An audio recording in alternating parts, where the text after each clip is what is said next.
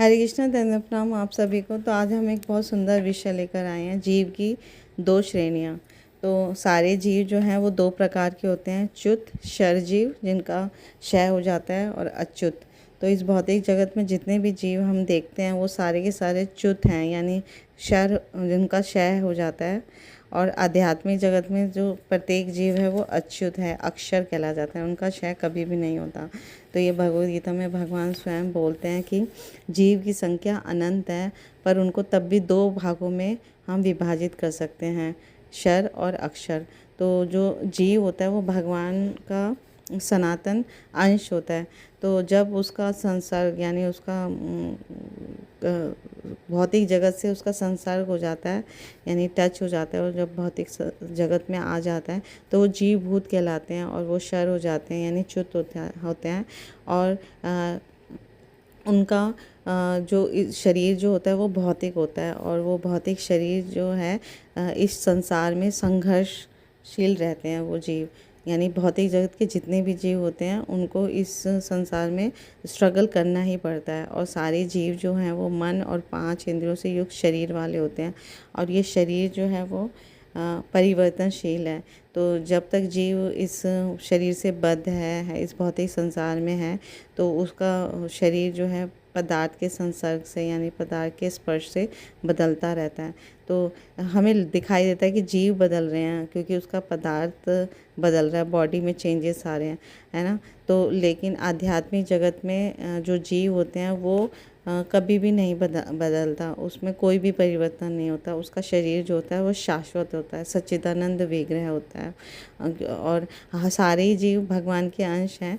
तो अगर हम ये बात समझ लें कि हर जीवात्मा जो है परमात्मा का अंश है, और हर जीवात्मा का जो स्वरूप है वो भगवान की दासता है, भगवान का अंश होने की वजह से भगवान की सेवा करना ही उसका स्वाभाविक धर्म है। तो अगर ये जीव समझ लेता है तो इस भौतिक जगत के कष्टों से उसका निवारण हो जाता है, मुक्ति मिल जाती है। तो अदरवाइज़ भौतिक जगत में जीव परिवर्तनों से गुजरता ही रहता है। तो ये हर भौतिक धरातल पे जितने भी पशु पक्षी कीट पतंग आप पेड़ पौधे कोई भी जीवात्मा देखते हैं उनमें ये 6 परिवर्तन होते हैं। जन्म लेता है, वो वृद्धि होती है, अस्तित्व होता है, प्रजनन करता है, फिर क्षय हो जाता है, और फिर विनाश मृत्यु को प्राप्त करता है। तो 6 तरह के ये परिवर्तन हर जीवात्मा जो भौतिक जगत में है ना, वो होते हैं। इसलिए उसको क्षर कहा जाता है उस जीव को। च्युत यानी उसका विनाश हो जाता है, जन्म और मृत्यु जरूर होता है इस भौतिक जगत में।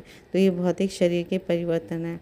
तो ये परिवर्तन हमें अगर रोकना है ना, जन्म मृत्यु जरा व्याधि, ये 4 परिवर्तन तो हमें दिखाई भी देते हैं। आप जो भी इस धराधाम में जीव ने जन्म लिया उसका मृत्यु होगा, उसको वृद्धि जरा आएगा, और उसको व्याधि मिलेगी यानी दुख सुख मिलेंगे।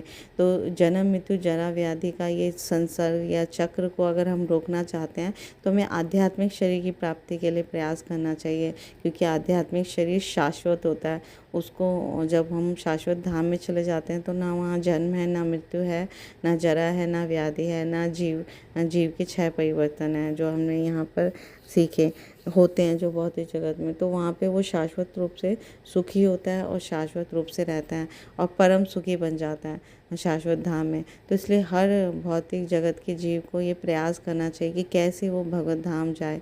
तो इस कली काल में भगवत धाम जाने का बहुत सरल तरीका हमारे साधु गुरु शास्त्र हमें बताते हैं कि जब हम हरे नाम हरे नाम हरे नाम एव केवलम कला वनास्ते वनास्ते वनास्ते गतिरन्यथा, इस श्लोक को कंठस्थ कर लेंगे और इस श्लोक को ही पालन करेंगे, क्योंकि इस कलयुग में सिर्फ हरि का नाम हरि का नाम ही तरने का उपाय है, और कोई उपाय नहीं है नहीं है नहीं है। तो हम उस आध्यात्मिक जगत में पहुंच जाएंगे जहाँ पे शरीर परिवर्तन नहीं होता, वहाँ ना जरा है, ना जन्म है, ना मृत्यु है, सब एक अवस्था में रहते हैं। तो इसलिए हमें प्रयास करना चाहिए कि हम भगवान के पवित्र नामों का निरंतर सतत कीर्तन करके हरे कृष्णा कृष्णा कृष्णा हरे हरे, हरे राम राम राम हरे हरे, इस हरि नाम हरे कृष्णा महामंत्र के सहारे आध्यात्मिक शरीर प्राप्त करें और शाश्वत धाम वास करें। क्योंकि ऐसा शास्त्र में कहा गया कि ब्रह्मा जी से लेकर शुद्ध चींटी तक सभी इस भौतिक प्रकृति के संसर्ग में हैं और उन सभी को जन्म मृत्यु जरा व्याधि से गुजरना पड़ता है और सभी को अपना शरीर बदलना पड़ता है और ये सब क्षर है। लेकिन चाहे ब्रह्मा का शरीर मिल जाए या कोई शुद्ध चींटी का शरीर मिल जाए, हमें आवागमन का चक्कर मिलता ही रहेगा। तो ये तभी छूटेगा जब हम आध्यात्मिक शरीर को प्राप्त करें। तो इसलिए भगवान उन्हें सुमेधा कहते हैं, बुद्धिमान कहते हैं, जो भगवान कृष्ण की शरण प्राप्त करते हैं। और भागवत गीता में भगवान स्वयं कहते हैं, सर्वधर्मान परित्यज्य मामेकम शरणं व्रज अहम त्वाम सर्व पापेभ्यो मोक्षयिष्यामि मा शुचा 18.66, जिसमें भगवान कहते हैं अगर तुम मेरी शरण में आते हो सब धर्मों को त्याग कर, तो मैं तुम्हें सभी पापों से मुक्त कर दूंगा और तुम्हें है ना भगवत प्राप्ति हो जाएगी। ऐसा कहते हैं, डरो मत मेरे पास आओ। तो स्वयं ब्रह्मा जी जो भगवान के प्रथम पुत्र कह लो या प्रथम जीवात्मा इस भौतिक जगत के, है ना, सबसे पहले ब्रह्मा जी का प्राकट्य होता है, भगवान करते हैं। तो भगवान की ही स्तुति में ब्रह्म संहिता लिखते हैं वो ब्रह्मा जी, जिसका पहला श्लोक है, ईश्वर परमा कृष्ण सच्चिदानंद विग्रह अनादिरादिर गोविंदा सर्व कारण कारणम। भगवान ईश्वर जो है वो परम ईश्वर जो है वो कृष्ण है और वो सच्चिदानंद विग्रह है उनका स्वरूप, और वो सभी के आदि कारण है, अनादि आदि कारणम। सब जितने भी हमें आसपास कोई भी दिख रही है चीज़ें या कुछ भी देख रहा है भौतिक जगत में या आध्यात्मिक में, सबके आदि कारण भगवान कृष्ण है। तो ऐसे भगवान का वो भजन करते हैं। तो जब स्वयं ब्रह्मा जी, शिव जी, नारद आदि बड़े बड़े देवतागण भगवान कृष्ण की आराधना करते हैं, तो हमें भी उनका अनुसरण करना चाहिए, उनके मार्ग का अनुसरण करना चाहिए और इस भौतिक शरीर को त्याग कर आध्यात्मिक शरीर की प्राप्ति के लिए भरसक प्रयास करना चाहिए।